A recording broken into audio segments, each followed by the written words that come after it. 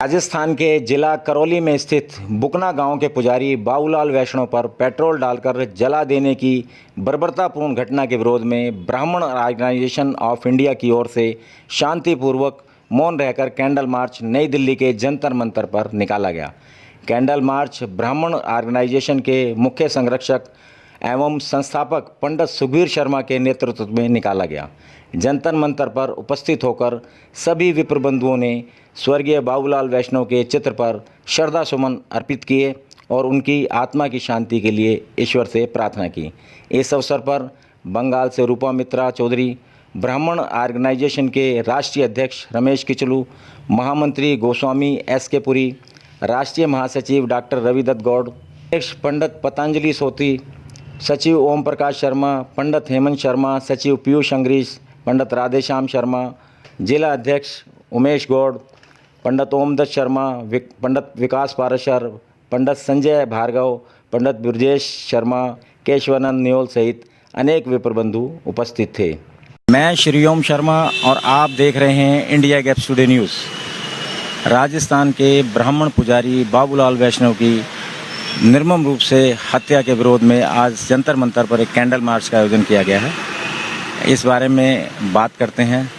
लोग ऐसे मानते हैं कि हम जहाँ पे भय है, जहाँ पे लोगों के ऊपर अत्याचार है, वहाँ पे मैं हमेशा खड़ी होती हूँ।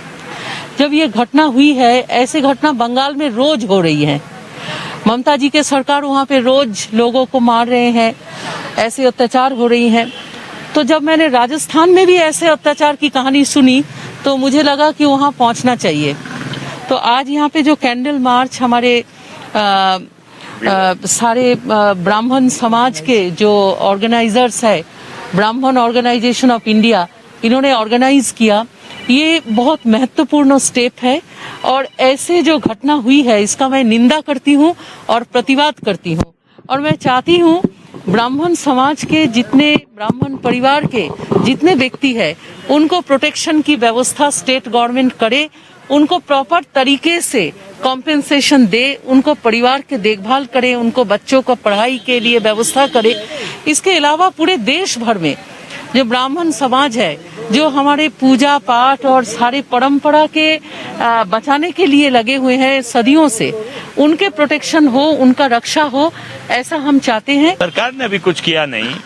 हम राजस्थान गए थे और उस परिवार की जो स्थिति हमने देखी है कि कोई भी यानी गरीबी का वो आलम हम सोच नहीं सकते। आज के आज़ाद भारत में इस तरीके की गरीब परिवार कोई जी रहा है और उसको पेट्रोल डाल के जिंदा जला दिया जाए और उसकी आवाज़ इस देश में नहीं उठे, इसका हमको तकलीफ है। हम उस गांव में गए, उस बेटी को हमने उनकी बेटी को अडॉप्ट किया है, तो ये तकलीफ का विषय है। जब हमने देखा कि वहाँ कोई न्याय व्यवस्था ठीक नहीं है तो इसलिए हमने माननीय प्रधानमंत्री श्री नरेंद्र मोदी जी और इस देश के राष्ट्रपति को ज्ञापन भी दिया है और उस ज्ञापन में ये कहा है कि इस केस को सीबीआई को ट्रांसफर करें। वहाँ की पुलिस पे हमको कोई भरोसा नहीं रहा है और उसका जो परिवार है उसको प्रोटेक्शन वहाँ गांव में दी जाए और उनका एक बेटा है उनको सरकारी नौकरी दी जाए। वहाँ की सरकार ने वो लिपापोती करने के लिए एक ठेकेदार के पास नौकरी के लिए उन्होंने बोला है, उसका हमको बहुत अफसोस है। अगर एक पशु भी कोई मर जाता, जानवर भी मर जाता, उसका भी तकलीफ होता है। और एक ब्राह्मण की हत्या करना एक ब्रह्म हत्या हुई है और ब्रह्म हत्या जब की गई है उसका श्राप तो निश्चित तौर से वहाँ के राजा को मिलना ही पड़ेगा। तो हमारे को तकलीफ है ये आज हमने, क्योंकि कोविड-19 का ध्यान रखते हुए हमने एक ये प्रोटेस्ट यहाँ रखा है कैंडल मार्च का, ताकि माननीय राष्ट्रपति जी को और माननीय प्रधानमंत्री जी को ये जानकारी हो कि आज भी इस देश में ऐसी सरकार काम कर रही है जिसको इंसानियत नाम की कोई चीज नहीं है और वो सिर्फ अपनी गद्दी बचाने में लगे हुए हैं।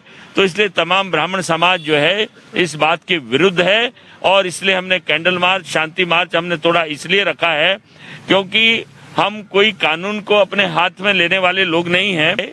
8 आदमी उसमें दोषी हैं। वहाँ की जो सरकार है केवल 5 आदमियों को उन्होंने गिरफ्तार किया, 3 आदमी अभी भी बाहर हैं और कुछ महिलाएं थी वो भी बाहर हैं, उनको पकड़ा नहीं गया है।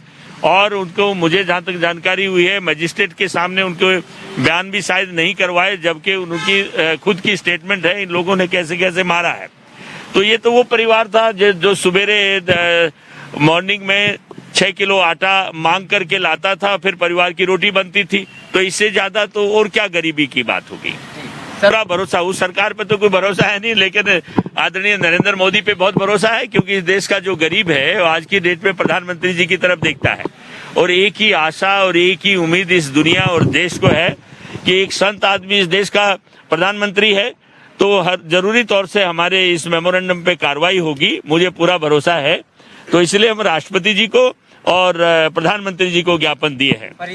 आज वैष्णो जी की जो मृत्यु जघन्य अपराध के द्वारा किया गया और वहाँ की सरकार के संज्ञान में हुआ, हम लोग गए करौली में, और इसलिए गए थे कि वहाँ की सरकार उस परिवार के प्रति क्या दया भावना या क्या संवेदना व्यक्त करती है।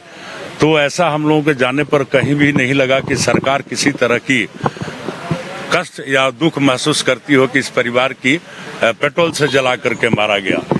और उस परिवार की जीवन यापन के लिए, उनके बच्चों के जीवन यापन के लिए हम लोग गए थे एक मांग रखने के लिए, जिसमें मुख्यमंत्री मिले भी नहीं। और वहाँ हम लोग मांग इसलिए गए कि उस तत्काल प्रभाव से उस परिवार को 5 कमरे का मकान मिले, गवर्नमेंट कम से कम 1 करोड़ रुपए का अनुदान उनको दे, और एक उनके जो बच्चे हैं विकलांग, उसको तत्काल सरकार में नौकरी दी जाए। आज हम लोगों का कैंडल मार्च ब्राह्मण ऑर्गेनाइजेशन के द्वारा सुखबीर शर्मा के नेतृत्व में तमाम हमारे पदाधिकारी जो बीओआई है, आज हम लोग प्रधानमंत्री और राष्ट्रपति को ज्ञापन भी दी। और पूरे भारत में इस कैंडल मार्च की इस ज्योति से हम लोग एक अलग जगाना चाहते हैं कि कितनी निकम्मी सरकार राजस्थान की हो गई है, जो एक ब्राह्मण के और वो भी निर्मम हत्या उस पुजारी को किया गया, जिस पर सरकार चुप है और कहीं भी संवेदना वो अपनी जाहिर नहीं की। तो इस आज कैंडल मार्च के माध्यम से पूरे ब्राह्मण ऑर्गेनाइजेशन समाज के भारत के लोग आक्रोशित हैं, क्रोधित हैं, और सरकार को ये देख रहे हैं कि इनकी लॉ एंड ऑर्डर क्या है और क्या क्या ब्राह्मणों के प्रति ये लोग सुरक्षा रखते हैं। हमारे देश में जितने मठ हैं, मंदिर हैं, जितने पुजारी असुरक्षित हैं, उनके सभी अधिग्रहण किया जा रहा है जमीन जायदाद को, और नाजायज बैड एलिमेंट उनके साथ मिलकर के उनकी संपत्ति का अपहरण किया जा रहा है। और इस देश में आज़ाद हुए हमें इतने वर्ष हो चुके हैं, और इतनी गरीबी हालत में और उस व्यक्ति को जिंदा जला दिया जाए, तो मैं समझता हूँ लॉ एंड ऑर्डर का भी मजाक उड़ाया गया है। और अभी जो पुरी साहब कह रहे थे 1 करोड़ का अनुदान और 5 कमरों का मकान, एक चीज़ और हम डिमांड कर रहे हैं कि उन लोगों को जिन्होंने किया है, 8 लोगों को गिरफ्तार किया जाए। 5 लोगों को गिरफ्तार किया गया है, 3 लोग अभी भी गिरफ्तार नहीं हुए हैं। उनको फांसी की सजा की हम कम से कम फांसी उनको होनी चाहिए, नहीं तो ये ऐसे जघन्य अपराध होते रहेंगे। आज ब्राह्मण के साथ है, कल किसी और गरीब के साथ होगा।